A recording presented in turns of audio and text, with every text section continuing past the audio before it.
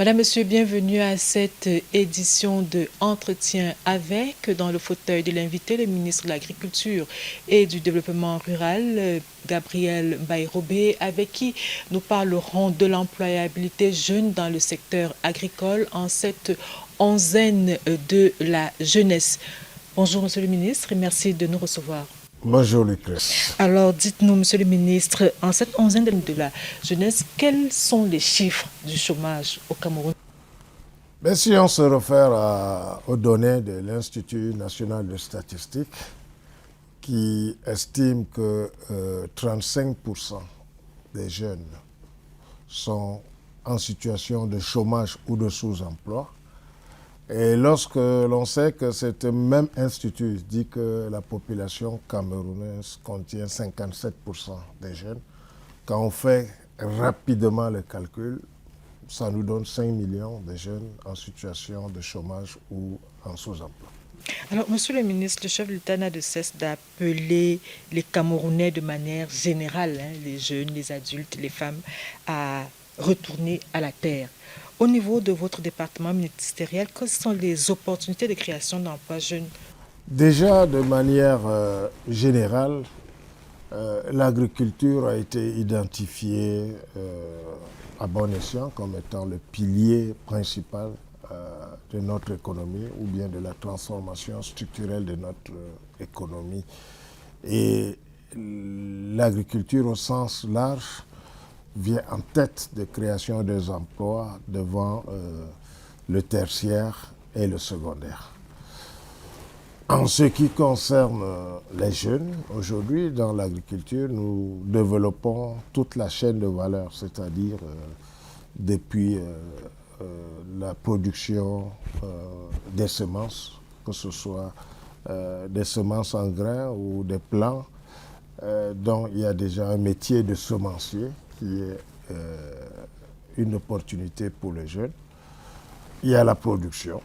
Et aujourd'hui, nous incitons les jeunes à faire une activité circulaire, c'est-à-dire à côté de l'agriculture, il faut faire un peu d'élevage, d'aviculture ou de pisciculture pour permettre que l'agriculture nourrisse l'élevage et les produits de l'élevage engraissent l'agriculture. Donc ça fait une économie circulaire.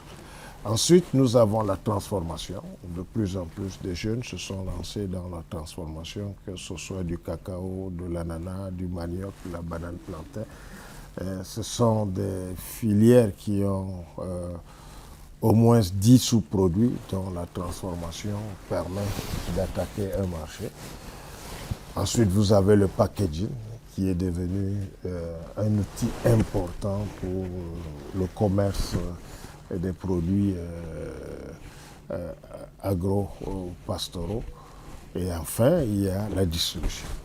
Donc, vous voyez qu'il y a toute une gamme de métiers. À côté de cela, il y a les métiers support qui peuvent être le numérique, qui peuvent être la mécanisation. Il y a des jeunes qui peuvent être tractoristes, qui peuvent être spécialisés dans un certain nombre de métiers.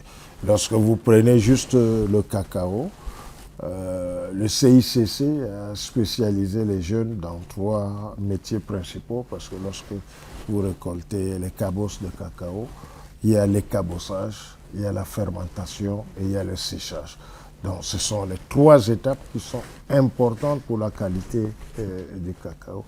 Et le CICC aujourd'hui a réussi à former des jeunes qui sont là, rien que spécialisés dans l'écabossage, ils le font de manière professionnelle. D'autres qui font la fermentation de manière professionnelle. Et les derniers qui font le séchage et le tri de manière professionnelle. Et ça donne un cacao de haut de gamme. Pour permettre que l'agriculture nourrisse l'élevage et les produits de l'élevage engraissent l'agriculture. Donc ça fait une économie circulaire. Ensuite, nous avons la transformation. De plus en plus de jeunes se sont lancés dans la transformation, que ce soit du cacao, de l'ananas, du manioc, de la banane plantain. Ce sont des filières qui ont au moins 10 sous-produits dont la transformation permet d'attaquer un marché. Ensuite, vous avez le packaging qui est devenu un outil important pour le commerce des produits agro-pastoraux. Et enfin, il y a la distribution. C'est entendu, Monsieur le ministre, mais tout cela semble nécessiter de moyens. Alors, en cette année 2026, de quel guichet de financement pourraient bénéficier les jeunes qui veulent se lancer dans l'agriculture ou alors qui y sont déjà? Bon, vous savez que nous, avant d'arriver à l'insertion des jeunes, il faut d'abord la formation. Nous délivrons une formation à travers les centres d'incubation. Les centres d'incubation sont des centres dans lesquels on développe une compétence particulière pour le jeune, pour lui permettre de s'insérer dans les milieux sociaux professionnels. Et la formation est perçue par les banquiers comme un facteur de dérisquage en termes de crédit. Donc, lorsque le jeune a fait déjà un centre d'incubation, dans le centre, on lui apprend à confectionner un plan d'affaires bancable, et après cela, il peut s'adresser à des guichets. Aujourd'hui, c'est vrai que nous n'avons pas une banque agricole, mais il y a la banque de PME qui a un guichet agricole. Il y a d'autres banques qui ont aussi des guichets agricoles. Et nous essayons de travailler avec ces banques-là pour que le secteur agricole bénéficie des taux d'intérêt spéciaux. Et dans ce sens, le gouvernement a mis certains fonds dans des banques spécialisées pour permettre de baisser ces taux-là, étant donné que ces fonds n'ont pas été acquis sur les marchés financiers.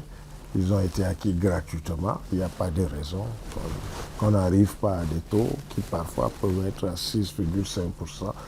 Et la distribution se fait donc à travers les microfinances.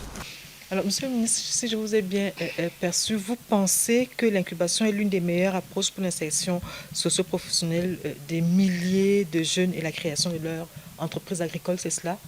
Bien sûr, l'incubation est l'une des meilleures approches parce qu'à travers différents projets du ministère de l'Agriculture, aujourd'hui nous avons environ 39 000 jeunes qui ont été incubés à travers le projet PA Jeunes, à travers le projet AFOP, à travers le projet Inebeliouf. 15 à 18 000 sont insérés dans le milieu professionnel. Il reste les autres qui cherchent des plans de financement et c'est dans ce sens que la deuxième phase du projet PA Jeunes qui va démarrer en 2026 pour un financement de 75 millions d'euros, un financement couplé entre le FIDA et l'AFD, et le plan spécial jeune du chef de l'État sera une aubaine pour ces jeunes-là qui sont formés, qui ont acquis des compétences et qui sont prêts pour leur insertion.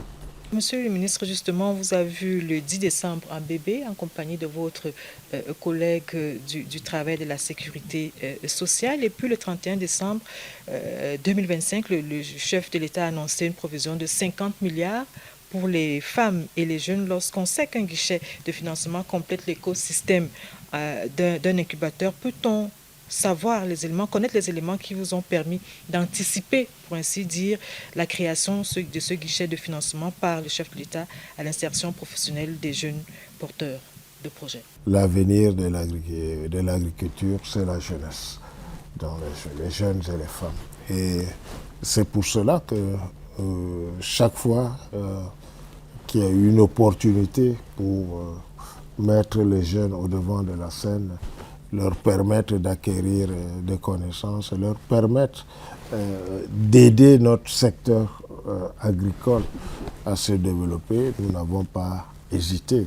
Vous avez vu aujourd'hui, on a pris des jeunes qui font le beurre de cacao dans les villages et qui permet de multiplier par 10 le revenu qu'ils devraient avoir s'ils vendaient uniquement la fève. Donc ils sont passés à un niveau de transformation. Et On le fait pour les jus d'ananas, de plus en plus.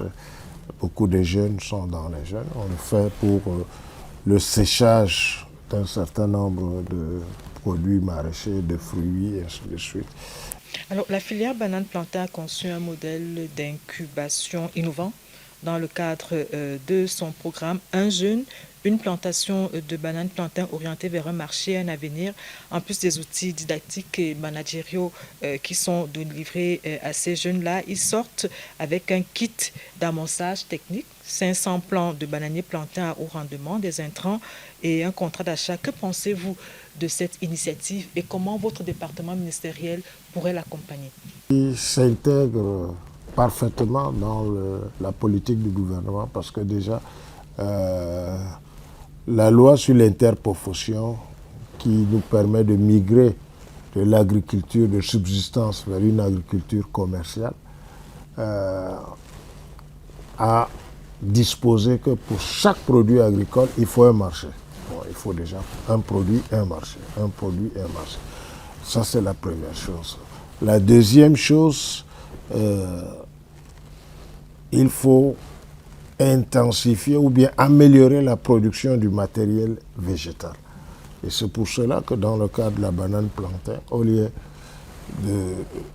d'avoir des pifs, nous sommes allés vers les vitroplans avec les plantules, ce qui permet non seulement d'avoir une semence de haute qualité saine, mais ensuite une semence facile à transporter et à reproduire dans les champs. Ce programme est en marche.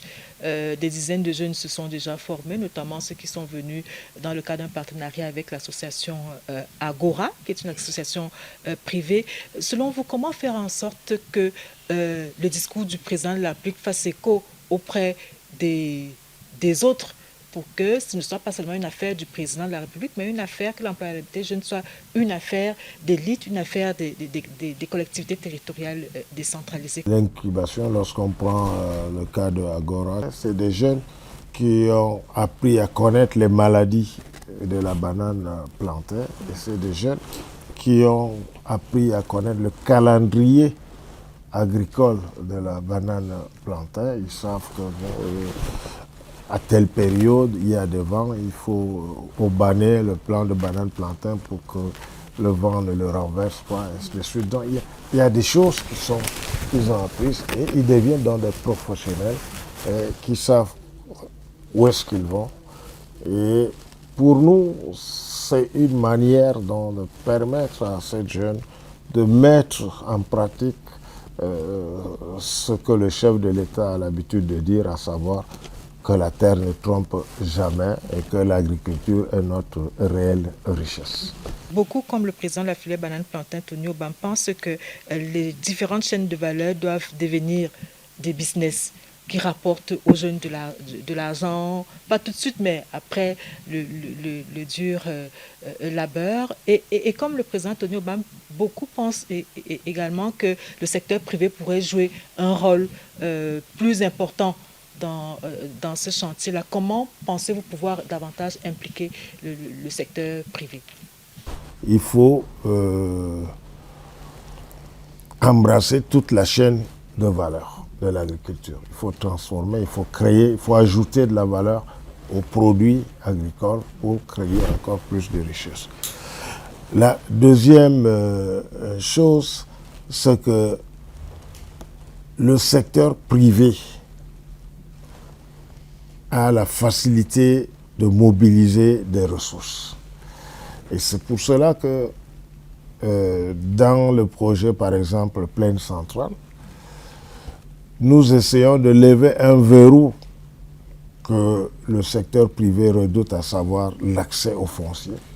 Donc on essaie de sécuriser des assiettes foncières, on essaie de les caractériser, ces assiettes foncières, en fonction de leur aptitude pour telle ou telle autre culture. Nous essayons de les cartographier pour que le privé sache exactement ce qu'il peut faire. On essaie, dans la mesure des moyens possibles, de les désenclaver. Ceux qui sont dans nos villages ont parfois l'impression d'être des laissés pour compte parce qu'ils ne sont que des seigneurs de la terre au vu des citadins. Et ceux qui sont dans les grandes villes snobent un peu le travail de la terre, privilégient parfois uniquement les mototaxis ou des carrières dans l'administration. Comment pouvez-vous faire écho en cette onzième de la jeunesse au discours, à l'appel du président de la République qui demande à tout le monde de retourner à la terre? Dites aux jeunes, si c'est votre avis, quel intérêt il y a à travailler la terre?